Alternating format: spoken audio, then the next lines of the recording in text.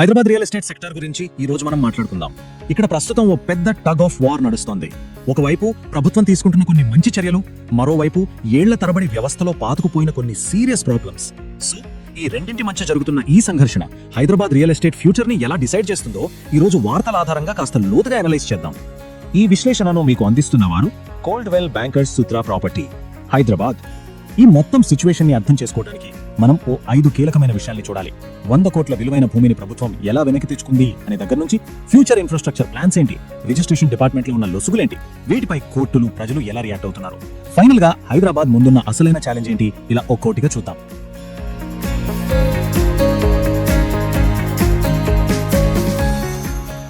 సరే, ముందుగా ఒక మంచి వార్తతో మొదలు పెడదాం. సిటీ నడిబొడ్డున గవర్నమెంట్ అండ్ సిటిజన్స్ కలిసి సాధించిన ఒక పెద్ద విజయం ఇది. ఒక్కసారి నంబర్ చూడండి, 100 కోట్లు. ఇది క్యాష్ కాదు. హైదరాబాద్లోని అత్యంత ప్రైమ్ ఏరియాలో కొన్ని దశాబ్దాలుగా ఆక్రమణలో ఉండిపోయిన ఒక ప్రభుత్వ భూమి విలువ. ఫైనల్ గా అధికారులు దీన్ని తిరిగి తమ ఆధీనంలోకి తీసుకున్నారు. ఇంతకీ అసలు విషయం ఏంటంటే, జూబ్లీ హిల్స్ లాంటి ప్రైమ్ లొకేషన్ లో ఉన్న 2000 గజాల కమ్యూనిటీ ల్యాండ్ ఇది. దీన్ని హైడ్రా ఎట్టకేలకు తిరిగి స్వాధీనం చేసుకుంది. ఇది చాలా పెద్ద డెవలప్మెంట్. అయితే ఈ విజయం వెనుక ఏకంగా 20 ఏళ్లకు పైగా పోరాటం ఉంది. ఓ వ్యక్తి నర్సరీ పేరుతో ఈ విలువైన స్థలాన్ని కబ్జా చేస్తే అక్కడి లోకల్ హౌసింగ్ సొసైటీ వాళ్ళు అస్సలు వదలలేదు. ప్రజావాణిలో కంప్లైంట్ చేయడం, కోర్టు మెట్లెక్కడం, ఫైనల్ గా హైకోర్టులో కేసు గెలవడంతో అధికారులు రంగంలోకి దిగి ఆక్రమణలు కూల్చేసి స్థలాన్ని తమ ఆధీనంలోకి తీసుకున్నారు. ఇది పౌరుల చొరవకు ఒక మంచి ఉదాహరణ. ఓకే, ఇది గతాన్ని సరిదిద్దడం. మరి ప్రభుత్వం ఫ్యూచర్ ఇన్ఫ్రాస్ట్రక్చర్ కోసం ఎలాంటి ప్లాన్స్ వేస్తుందో ఇప్పుడు చూద్దాం.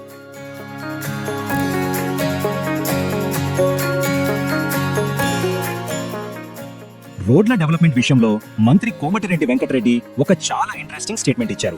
Hybrid annuity model, short cut లో HAM అంటారు. ఈ కొత్త పద్ధతిలో రోడ్లు వేయడం వల్ల కొత్తగా ల్యాండ్ అక్విజిషన్ చేయాల్సిన అవసరం పెద్దగా ఉండదని హామీ ఇచ్చారు. ఇది నిజంగా రైతులకు, భూమి యజమానులకు పెద్ద రిలీఫ్. ఈ ప్లాన్ లో 2 ముఖ్యమైన విషయాలున్నాయి. ఒకటి, లాంగ్ టర్మ్ ప్లాన్, అంటే 10 కిలోమీటర్ల కంటే పొడవైన రోడ్ల మీద కాన్సన్ట్రేట్ చేస్తూ మేజర్ కనెక్టివిటీని ఇంప్రూవ్ చేయడం. రెండోది, ఇమ్మీడియట్ యాక్షన్, అంటే వర్షాలకు పాడైన రోడ్ల రిపేర్ల కోసం 1000 కోట్లు కేటాయించడం, అలాగే రీజనల్ రింగ్ రోడ్ భూసేకరణకు సంబంధించిన పెండింగ్ పేమెంట్స్ క్లియర్ చేయడం లాంటివి. So long term and short term రెండింటిని బ్యాలెన్స్ చేస్తున్నారు. అయితే ఒకవైపు ప్రభుత్వం ఇలాంటి మంచి ప్లాన్స్ వేస్తుంటే, మరోవైపు సిస్టమ్ లోపల ఉన్న కొన్ని లొసుగులు ఈ ప్రోగ్రెస్ మొత్తానికి పెద్ద దెబ్బ కొడుతున్నాయి. అసలు సమస్య ఇక్కడే మొదలవుతుంది. ఈ ప్రోగ్రెస్ కి అతి పెద్ద అడ్డంకి స్టాంప్స్ అండ్ రిజిస్ట్రేషన్స్ డిపార్ట్మెంట్ లో ఉన్న పర్యవేక్షణ లోపం. హైదరాబాద్, వరంగల్, మహబూబ్ నగర్ లాంటి కీలకమైన జిల్లాల్లో పర్మనెంట్ డిస్ట్రిక్ట్ రిజిస్ట్రార్లు లేరు. అంతా ఇన్ఛార్జ్ అధికారులతోనే నడుస్తోంది. దీనివల్ల అకౌంటబిలిటీ అనేది పూర్తిగా దెబ్బతింటోంది. మరి ఈ సూపర్విజన్ లేకపోవడం వల్ల ఏం జరుగుతుందో తెలుసా? ఇవిగో ఇవే పర్యవసానాలు. నానక్రామ్గూడలో NALA కన్వర్జన్ లేకుండానే రిజిస్ట్రేషన్స్, జూబ్లీ హిల్స్, కుతుబ్లాపూర్ లాంటి చోట్ల ఏకంగా ప్రోహిబిటెడ్ లిస్ట్ లో ఉన్న భూముల్నే రిజిస్టర్ చేసేశారు. ఇక వనస్థలిపురం నుండి వరంగల్ వరకు చాలా మంది సబ్ రిజిస్ట్రార్లు లంచం తీసుకుంటూ ACBకి దొరికిపోయారు. ఇదంతా ఒక పెద్ద స్కామ్ లాగా నడుస్తోంది.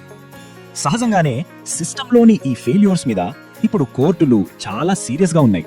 మరోవైపు ప్రజల నుంచి కూడా కంప్లైంట్స్ వెల్లువెత్తుతున్నాయి.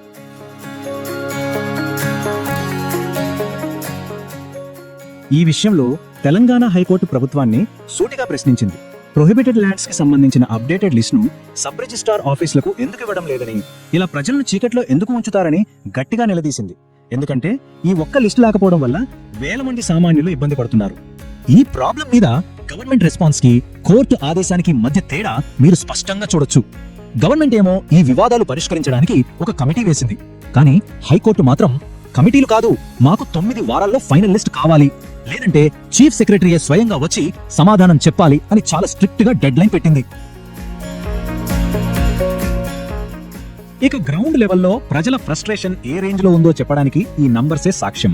చూడండి, కేవలం ఒక్క రోజులో ఆగస్టు 25న అక్రమ కట్టడాలు, కబ్జాల గురించి GHMCకి దాదాపు 194, హైడ్రాకి 48 ఫిర్యాదులు వచ్చాయంటే పరిస్థితి ఎలా ఉందో అర్థం చేసుకోవచ్చు.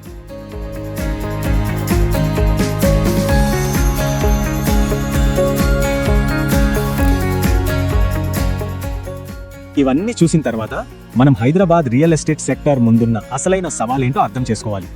మనం ప్రస్తుతం 2 వేర్వేరు హైదరాబాద్లను చూస్తున్నాం. ఒక హైదరాబాద్లో కబ్జా భూములను వెనక్కి తీసుకుంటున్నారు, ఫ్యూచర్ కోసం పెద్ద పెద్ద ఇన్ఫ్రాస్ట్రక్చర్ ప్లాన్స్ వేస్తున్నారు.